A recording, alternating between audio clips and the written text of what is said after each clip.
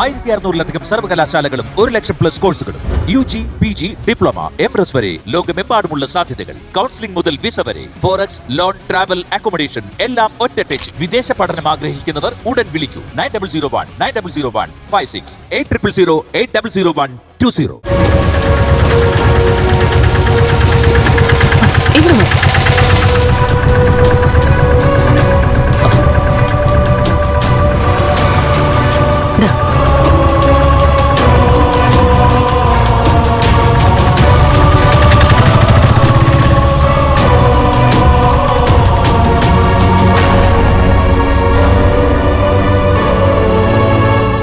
അല്ല, ഞാൻ പറഞ്ഞതെന്തെങ്കിലും വീട്ടുകാരെ അറിയിച്ചോ?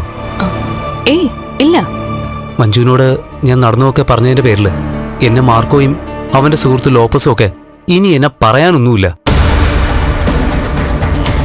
മഞ്ജുവിനോട് അത്രയ്ക്ക് ഇഷ്ടമായതുകൊണ്ടാ ഞാൻ എല്ലാം തുറന്നു പറഞ്ഞത്. അവിടെ ഒരുത്തനെ പേടിച്ച് വിറച്ചിരിക്കുക.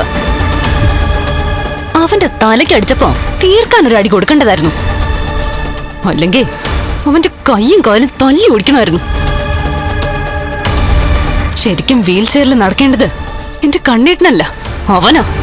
ഇപ്പോ കണ്ണേട്ടനെയും മഹാലക്ഷ്മിയൊക്കെ മഞ്ജു നന്നായിട്ട് സ്നേഹിക്കുന്നുണ്ടല്ലേ? അവരാ ശരി. ഏട്ടത്തി ഞങ്ങളുടെ വീട്ടിലേക്ക് വന്നതിന് ശേഷം സാഗറിന് അറിയാലോ, ഞാനും എന്റെ അമ്മയും മറ്റുള്ളവർക്കൊപ്പം നിന്ന് ഒരുപാട് അവരെ ദ്രോഹിച്ചിട്ടുണ്ട്. പറയാൻ പാടില്ലാത്തതൊക്കെ പറഞ്ഞിട്ടുണ്ട്.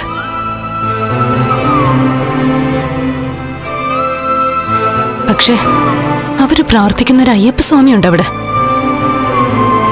ആ ഭഗവാൻ ഉള്ളിടത്തോളം കാലം അവരെ ആർക്കും ഒന്നും ചെയ്യാൻ പറ്റില്ല. അത് മഞ്ജു പറഞ്ഞത് 100% സത്യമാണ്. അവർക്കെന്തോ ഒരു ദിവ്യശക്തിയുണ്ട്.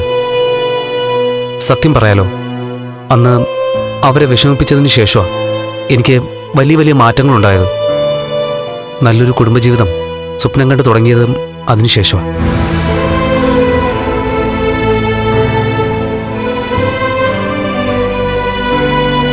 ഞാൻ പറഞ്ഞതിനെപ്പറ്റി മഞ്ജു ആലോചിച്ചോ?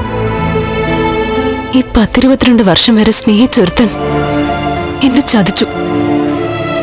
ആ ഷോക്കിന്ന് ഞാൻ മുക്തിയായിട്ടില്ല.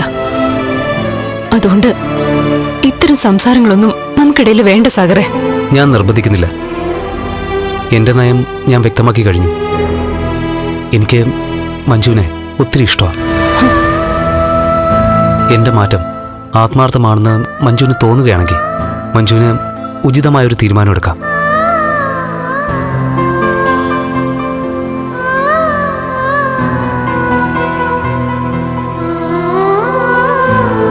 മേഘൻ എന്ന മഞ്ജുവിന്റെ മുറച്ചെറുക്കന് ഒരു കുടുംബമുണ്ട്. അച്ഛനുണ്ട്, അമ്മയുണ്ട്. പക്ഷേ ആരോരുമില്ലാതായി പോയതുകൊണ്ടാ ഞാൻ വഴിതെറ്റിപ്പോയത്. ഇനി നിയന്ത്രിക്കാനും ശാസിക്കാനും സ്നേഹിക്കാനും ഒരാൾ കൂടെ വേണമെന്ന് വലിയ ആഗ്രഹമുണ്ട്. നമ്മുടെ മനസ്സിൽ ആരോടെങ്കിലും ഒരു ഇഷ്ടം തോന്നിയാ അത് തുറന്നു പറയുന്നതിൽ തെറ്റില്ലല്ലോ. അതുകൊണ്ട് പറഞ്ഞേ ഉള്ളൂ. ബാക്കിയൊക്കെ മഞ്ജുവിൻ്റെ ഇഷ്ടം.